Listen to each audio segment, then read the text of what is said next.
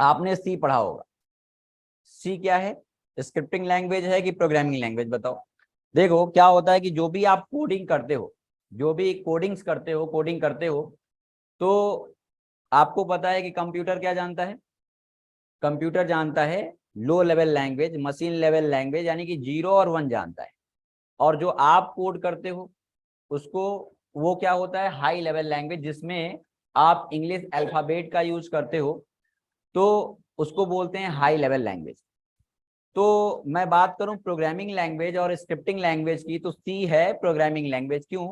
क्योंकि उसमें देखो, प्रोग्रामिंग लैंग्वेज में जो लैंग्वेज कन्वर्टर होता है, कंपाइलर यूज होता है। और स्क्रिप्टिंग लैंग्वेज में जो लैंग्वेज कन्वर्टर होता है, लैंग्वेज कन्वर्टर कहने का मतलब कि जो हाई लेवल लैंग्वेज है जो आप कोड कर रहे हो, उसको मशीन को समझाने के लिए उसको उसके बीच में, यानी कि उसको 0 और 1 के फॉर्म में कन्वर्ट करना पड़ेगा, और उसके लिए बीच में काम करता है लैंग्वेज कन्वर्टर। और लैंग्वेज कन्वर्टर भी बहुत सारे टाइप के होते हैं। एक होता है कंपाइलर, एक होता है इंटरप्रेटर, एक होता है असेंबलर। ठीक है। तो मैक्सिमम स्क्रिप्टिंग लैंग्वेज में जो लैंग्वेज कन्वर्टर होता है वो होता है क्या? वो होता है इंटरप्रेटर। और प्रोग्रामिंग लैंग्वेज में क्या होता है? Language converter, compiler. अब कंपाइलर, इंटरप्रेटर, असेंबलर ये काम कैसे करते हैं? मैं बात करूं मैं बात करूं कि हाई लेवल लैंग्वेज क्या होता है? रिस्पॉन्ड करो। हाई लेवल लैंग्वेज, हाँ, scripting language is the programming language that employ high level construct. ठीक है, बढ़िया। ठीक है, good evening, good evening. Interpreter होता है, चलो ठीक है। आते हैं टॉपिक पे। तो देखो, अगर मैं बात करूं, आपने सी में कोडिंग किया, आपने जावा स्क्रिप्ट में कोडिंग किया, आपने जावा में कोडिंग किया, आपने सी शार्प में कोडिंग किया, तो वो सारे लैंग्वेजेस क्या है? हाई लेवल लैंग्वेज है। मान लो कि आपने मल्टीपल लाइन के कोड किए, इसमें आपने कोड किया, और इसमें कोड करने के लिए हाई लेवल लैंग्वेज वो लैंग्वेज होते हैं जिसमें आप प्रोग्रामिंग करने के लिए, कोडिंग करने के लिए इंग्लिश अल्फाबेट का यूज करते हो, उसको हाई लेवल। क्योंकि आप कंफर्टेबल किस में हो? एबीसीडी में, क्योंकि आप बचपन से पढ़ते आ रहे हो एबीसीडी। लेकिन आप जानते हो कि कंप्यूटर जानता है, मशीन जो जानता है, 0 और 1 जानता है, लो लेवल लैंग्वेज जानता है, मशीन लेवल लैंग्वेज जानता है। अब कंप्यूटर से, लैपटॉप से आपको कोई टास्क कराना है, कोई टास्क परफॉर्म कराना है, तो उसके लैंग्वेज में आपको कोड करना पड़ेगा, है ना? उसको समझ आने वाले लैंग्वेज में कोड उसको देना पड़ेगा, इंस्ट्रक्शन देना पड़ेगा। तो आपको, अगर मैं बात करूं कि आपको 2 नंबर को ऐड करने का प्रोग्राम बनाना है, 2 नंबर को आप, या तो आपको फैक्टोरियल का प्रोग्राम बनाना है, तो आपको 0 और 1 के फॉर्म में आप कोड करो तो प्रॉब्लम होगा। तो इसलिए आप जो यूज करते हो उसके लिए आपको दिया दिया गया कि हाई लेवल लैंग्वेज यूज करो, इंग्लिश अल्फाबेट का यूज करके कोडिंग करो। ठीक है। तो आप जो ये कोड लिखते हो जिसमें इंग्लिश अल्फाबेट का यूज करते हैं, इसको बोलते हैं हाई लेवल लैंग्वेज। लेकिन कंप्यूटर क्या जानता है? लो लेवल लैंग्वेज जानता है। तो देखो, ये जो है आपका इंस्ट्रक्शन, जो एबीसीडी का यूज किया गया है, इसको बोलते हैं high level language. High level language, high level language. लेकिन लेकिन जो कंप्यूटर जानता है, कंप्यूटर जानता है लो लेवल लैंग्वेज या मशीन लेवल लैंग्वेज। ठीक है, या मशीन लेवल लैंग्वेज। तो इसके बीच में आपको पता है कि इलेक्ट्रॉनिक डिवाइस को मशीन से टास्क कराना है, तो इसके लैंग्वेज में आपको इंस्ट्रक्शन देना पड़ेगा, यानी कि लो लेवल का मतलब 0 या तो 1। तो आप जो कोड कर रहे हो हाई लेवल है, ये मशीन जानता है 0 और 1, तो इसके बीच में काम करता है क्या? Language converter. इसके बीच में काम करता है language converter, language language converter,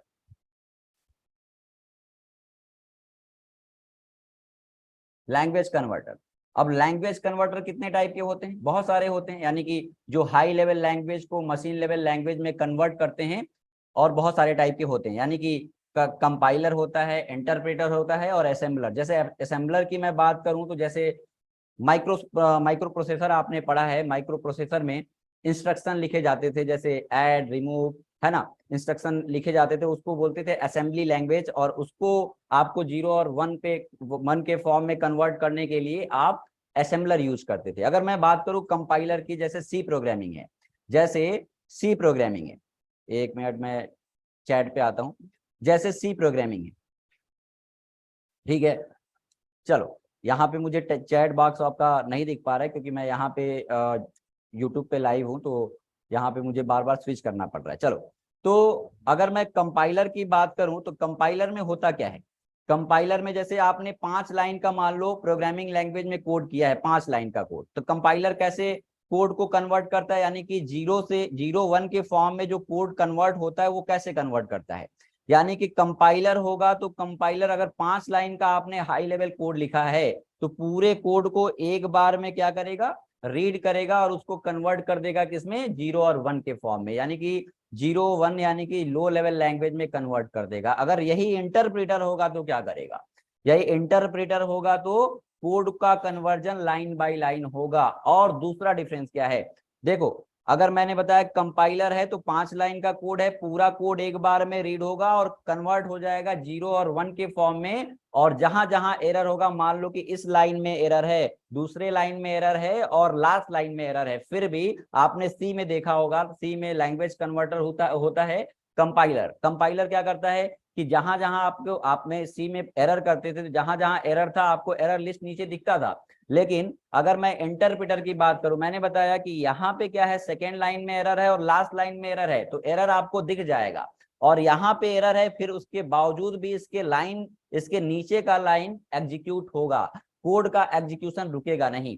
आपने सी में देखा था कि मान लो दूसरे लाइन में एरर आपने कर दिया है, उसके बाद भी एरर है तो बाद का भी कोड एग्जीक्यूट होता था, यानी कि इस लाइन में एरर है तो इसका भी कन्वर्जन होता था और एरर लिस्ट आपको दिखता था। लेकिन इंटरप्रेटर क्या करेगा, इंटरप्रेटर पहले तो कोड का कन्वर्जन लाइन बाय लाइन करता है, चार्जर देना, कोड का कन्वर्जन, 1 मिनट लगा नहीं है, लगा दे, कोड का कन्वर्जन लाइन बाय लाइन करता है, यानी कि ये आपका हाई लेवल है, इसको लो लेवल में यानी कि 0 1 के फॉर्म में कन्वर्ट करना है तो पहले ये लाइन कन्वर्ट होगा, फिर ये लाइन कन्वर्ट होगा। और दूसरा है, ये दूसरा डिफरेंस ये है कि मान लो कि आप तीसरे लाइन में एरर कर दिए हो, कंपाइलर में क्या था कि पहले लाइन सेकेंड लाइन में एरर था और लास्ट लाइन में एरर है, लेकिन कोड का एग्जीक्यूशन रुकता नहीं था, पूरा कोड एक बार में कन्वर्ट होता था 0 और 1 के फॉर्मेट में। लेकिन इंटरप्रेटर होगा तो क्या होगा, कोड का कन्वर्जन यानी कि हाई लेवल से मशीन लेवल लैंग्वेज यानी कि लो लेवल लैंग्वेज यानी कि 0 और 1 के फॉर्म में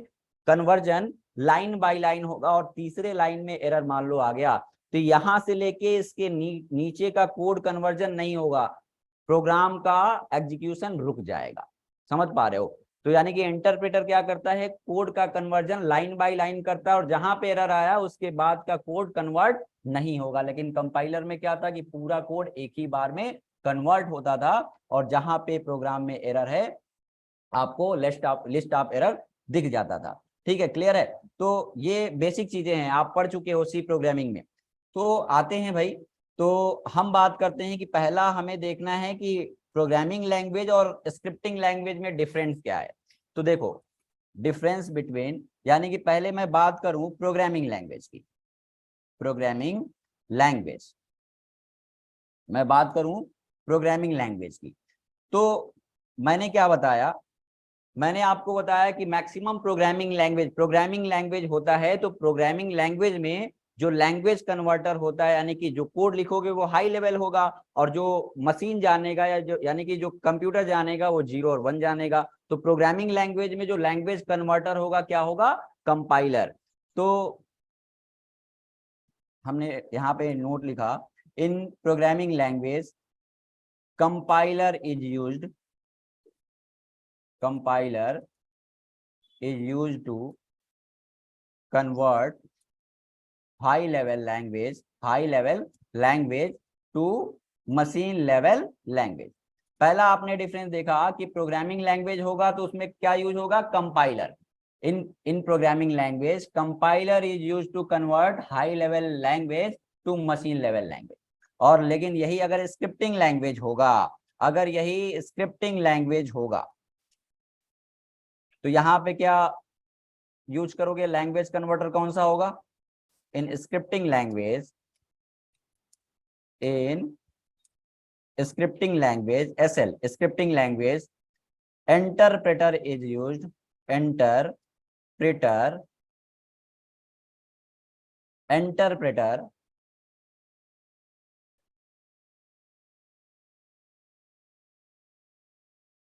is used to convert high level language to machine level language. पहला आपने डिफरेंस देखा कि अगर प्रोग्रामिंग लैंग्वेज होगा तो उसमें कंपाइलर यूज होगा लैंग्वेज हाई लेवल लैंग्वेज को मशीन लेवल लैंग्वेज में कन्वर्ट करने के लिए। अगर स्क्रिप्टिंग लैंग्वेज होगा तो क्या होगा, आपका इंटरप्रेटर होगा। दूसरा डिफरेंस क्या है, दूसरा डिफरेंस ये है कि आपने प्रोग्रामिंग लैंग्वेज, जो भी प्रोग्रामिंग लैंग्वेज होते हैं, मैं कमेंट पे आ जाता हूं, जो भी प्रोग्रामिंग लैंग्वेज होते हैं, प्रोग्रामिंग लैंग्वेज में जो प्रोग्रामिंग लैंग्वेज होता है वो स्टैटिकली टाइप्ड लैंग्वेज होता है। यानी कि आप कोई भी प्रोग्रामिंग लैंग्वेज पढ़ोगे तो डेटा टाइप पढ़ोगे, तो डेटा टाइप पढ़ोगे तो स्टैटिकली टाइप्ड बोल सकते हो या स्ट्रिक्टली टाइप्ड बोल सकते हो, या आप बोल सकते हो, हाँ क्या क्या कह रहे हो, या आप बोल सकते हो लूजली टाइप्ड लैंग्वेज। ठीक है, तो लूजली टाइप्ड लैंग्वेज, अगर मैं बात करूं स्टैटिकली टाइप, जो प्रोग्रामिंग लैंग्वेज होता है स्टैटिकली टाइप्ड होता है। क्या मतलब है अभी मैं बता रहा हूं, statically typed language,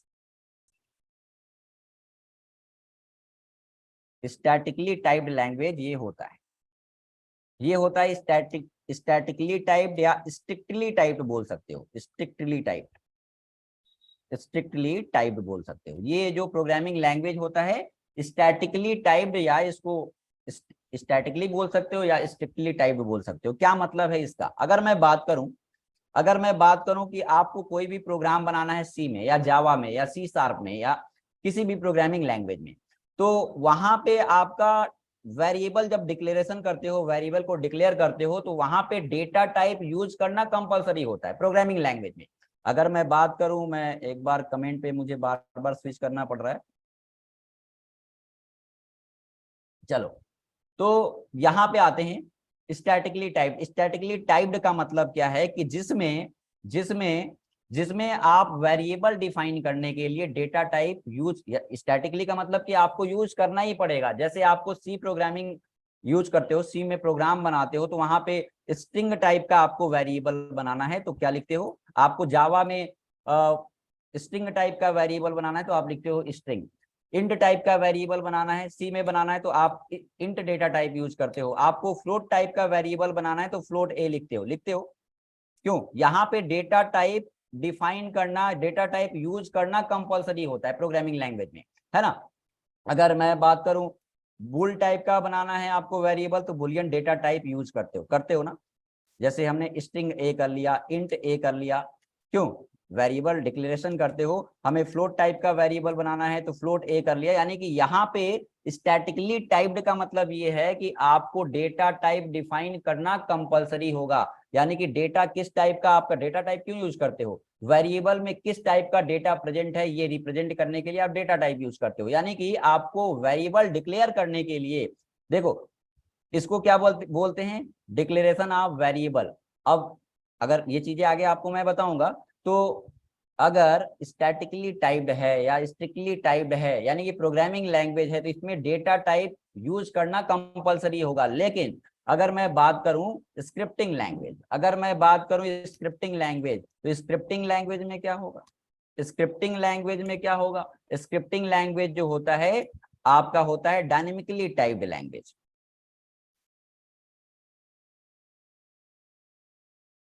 dynamically typed language, ये क्या होता है, ये डायनेमिकली टाइप्ड लैंग्वेज होता है, डायनेमिकली टाइप्ड, या इसको बोल सकते हैं लूजली टाइप्ड, लूजली टाइप्ड। इसमें क्या होता है, स्क्रिप्टिंग लैंग्वेज में आपको डेटा टाइप यानी कि वेरिएबल बनाने के लिए डेटा टाइप यूज करना कंपलसरी नहीं है आपको।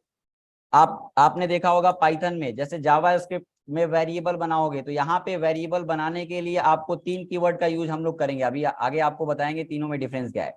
तो आपको यहाँ पे देखो कि यहाँ पे आपको स्ट्रिंग टाइप का वेरिएबल बनाना था तो आपको स्ट्रिंग डेटा टाइप यूज करना कंपलसरी था। इंट टाइप का डेटा आपको वेरिएबल बनाना था तो इंट लिखना जरूरी था, इंट डेटा टाइप यूज करना कंपलसरी था। आपको फ्लोट टाइप का वेरिएबल बनाना था तो फ्लोट डेटा टाइप यूज करना कंपलसरी था। लेकिन अगर मैं बात करूं यहाँ पे, तो स्क्रिप्टिंग लैंग्वेज में कोई डेटा टाइप आपको डिफाइन करने की जरूरत नहीं है। आप जैसे ही प्रोग्राम, जब जैसे ही स्क्रिप्ट को रन करोगे, तो ये इसका डेटा टाइप प्रोवाइडेड वैल्यू के हिसाब से डायनेमिकली ऑटोमेटिक डिफाइंड हो जाएगा। है ना। तो ये जो स्क्रिप्टिंग लैंग्वेज होते हैं वो क्या होते हैं, डायनेमिकली टाइप्ड लैंग्वेज होते हैं, या इसको और क्या बोल सकते हो, लूजली टाइप्ड लैंग्वेज बोल सकते हो। यानी कि इसमें आपको वेरिएबल्स डिफाइन करने के लिए, डिक्लेयर करने के लिए आपको डेटा टाइप खुद से डिफाइन करने की रिक्वायरमेंट नहीं है। ठीक है, तो अगर मैं बात करूं जैसे जावा स्क्रिप्ट की, आपको स्ट्रिंग टाइप का वेरिएबल बनाना है तो भी वेर कीवर्ड या लेट कीवर्ड या कॉन्स्ट कीवर्ड, ये तीनों कीवर्ड आपको मैं बताऊंगा, है ना। या तो आपको यानी कि यहाँ पे हमने वेरिएबल डिक्लेयर और यानी कि इनिशियलाइज कर लिया, ए इक्वल हमने 10 कर लिया, ये बताओ कि ये इसका डेटा टाइप क्या है। यहाँ पे क्या जरूरी है, क्या ये हमने वैल्यू इसको कौन सी असाइन कर रहे हैं, इंटीजर टाइप का, तो प्रोवाइडेड वैल्यू के हिसाब से इसका डेटा टाइप ऑटोमेटिक यानी कि डायनेमिकली डिफाइंड हो जाएगा स्क्रिप्टिंग लैंग्वेज में, आपको खुद से डिफाइन करने की जरूरत नहीं है। अगर मैं वेर कीवर्ड की बात करूं, यहाँ पे वेरिएबल बनाने के लिए वेर कीवर्ड या लेट कीवर्ड या कौन, अगर मैं ECMA स्क्रिप्ट 6 की बात करूं तो पहले केवल वेर कीवर्ड यूज किया जाता था, लेकिन ECMA ES6 जब से आया है तो आप उसमें 2 कीवर्ड और भी इंक्लूड कर सकते हो, लेट और कॉन्स्ट। क्या डिफरेंस है मैं अभी आपको बताऊंगा। तो यहाँ पे इंटीजर टाइप का वेरिएबल बनाना है, चाहे आपको यहाँ पे हमने कर लिया x इक्वल 10.5, है ना, हमने यहाँ पे वेर इक्वल हमने कर लिया, वेर इक्वल हमने c इक्वल कर लिया राम, कैसा डेटा टाइप है इसका, हमने वेर इक्वल कर लिया, हमने कुछ भी कर लिया, b इक्वल कर लिया ट्रू, बताओ इसका डेटा टाइप क्या है, इंट, इसका डेटा टाइप क्या है फ्लोट, इसका डेटा टाइप क्या है स्ट्रिंग, इसका डेटा टाइप क्या है बुलियन। तो ये बताओ कि यहाँ पे आपको किसी भी टाइप का आपको डेटा यानी कि वेरिएबल बनाना है तो आप एक कीवर्ड यूज कर रहे हो, डेटा टाइप आप यूज यहाँ पे नहीं कर रहे हो, खुद से डेटा टाइप डिफाइन करने की जरूरत नहीं है। यानी कि जिस लैंग्वेज में आपको खुद से डेटा टाइप डिफाइन करने की रिक्वायरमेंट नहीं होती उसको बोलते हैं डायनेमिकली टाइप्ड लैंग्वेज या लूजली टाइप्ड लैंग्वेज बोल सकते हैं। ओके, हाँ चलो, तो अब तीसरा डिफरेंस देखते हैं। तीसरा डिफरेंस क्या है प्रोग्रामिंग लैंग्वेज और स्क्रिप्टिंग लैंग्वेज में। तो जो प्रोग्रामिंग लैंग्वेज होता है, प्रोग्रामिंग लैंग्वेज में देखो क्या होता है कि जब प्रोग्राम को रन करने से पहले आपको उसको कंपाइल करना होता है। यानी कि जावा के प्रोग्राम बनाते हो, जावा सी से आप पहले कंपाइल करते हो, सी में भी प्रोग्राम बनाते हो तो आप टर्बो सी यूज करते हो, तो क्या करते हो वहां पे कंपाइल्ड एंड रन का एक बटन होता है, कंपाइल करते हो फिर रन करते हो। तो अगर मैं प्रोग्रामिंग लैंग्वेज की बात करूं तो यहाँ पे प्रोग्रामिंग लैंग्वेज में कंपाइलेशन इज रिक्वायर्ड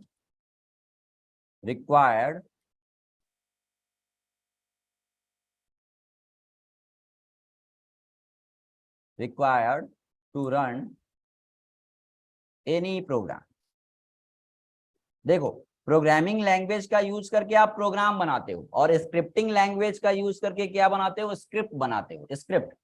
तो अगर मैं बात करूं कि प्रोग्रामिंग लैंग्वेज है तो किसी भी प्रोग्राम को रन करने के लिए पहले क्या करना पड़ता है, उसको कंपाइल करना पड़ता है, कंपाइल करने के बाद रन करना पड़ता है। लेकिन स्क्रिप्टिंग लैंग्वेज है तो आपको कंपाइलेशन प्रोसेस को फॉलो नहीं करना पड़ेगा, डायरेक्ट आप उसको रन करा सकते हो। तो यहाँ पे प्रोग्रामिंग लैंग्वेज है तो compilation is required to run any program. और यहाँ पे आते हैं, देखो तीसरा डिफरेंस यहाँ पे compilation is not required to run any script। ठीक है, मैंने बताया क्या कि प्रोग्रामिंग लैंग्वेज का यूज करके आप क्या बनाते हो, प्रोग्रामिंग लैंग्वेज का यूज करके आप बनाते हो प्रोग्राम, और स्क्रिप्टिंग लैंग्वेज का यूज करके आप बनाते हो स्क्रिप्ट।